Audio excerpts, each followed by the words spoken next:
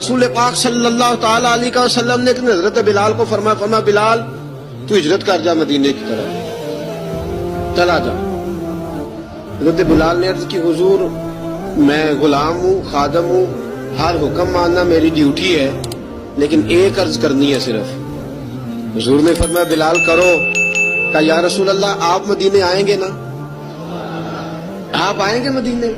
رسول پاک صلی اللہ علیہ وسلم اس کو راہ پڑے، فرمایا ہاں میں بھی آؤں گا۔ کہا حضور بس ٹھیک ہے، بتائیں کب جانا ہے، بس اتنی سی بات ہے۔ سرور کون مکان سیاح لا مکان صلی اللہ تعالی علیہ وسلم نے فرمایا بلال یہ 16 مرد عورتوں بچوں پر مشتمل 16 لوگوں پر مشتمل یہ قافلہ ہے، اس قافلے کے اوپر تجھے میں امیر مقرر کرتا ہوں، تو ان کو لے کے جائے گا مکے سے مدینے 250 کلومیٹر کا سفر، 250 میل کا سفر۔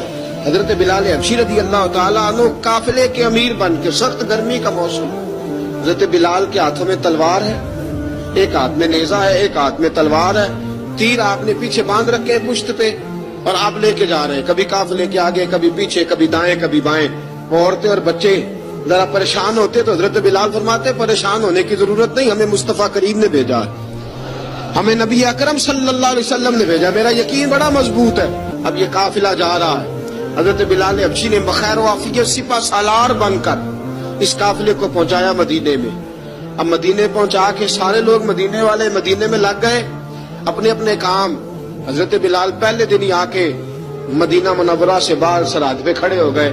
کہا بلال ادھر کیا کر رہے ہو؟ نبی پاک علیہ السلام نے وعدہ فرمایا تھا میں آؤں گا، اب میرا تو کام ہے نبی پاک کا انتظار کرنا، استقبال کرنا۔ حضرت بلال روز انتظار کرتا، رسول پاک تشریف لے آئے، حضور حکم کیا ہے؟ فرمایا مسجد بنانی ہے، مسجد قباء بن رہی ہے، تو سب مزدوروں سے زیادہ کام حضرت بلال نے کیا۔ مسجد نبی کی تعمیر شروع ہوئی تو سب سے زیادہ کام حضرت بلال نے کیا، مسجد بن گئی۔ اب جناب اذان کا معاملہ شروع ہو گیا، مسلمانوں کو نماز کے لیے کیسے بلائیں؟ ایک صحابی کہنے لگے حضور ہم اوپر آگ جلایا کریں گے، جب آگ جلے گی تو لوگوں کو پتہ چلے گا نماز کا وقت ہو گیا۔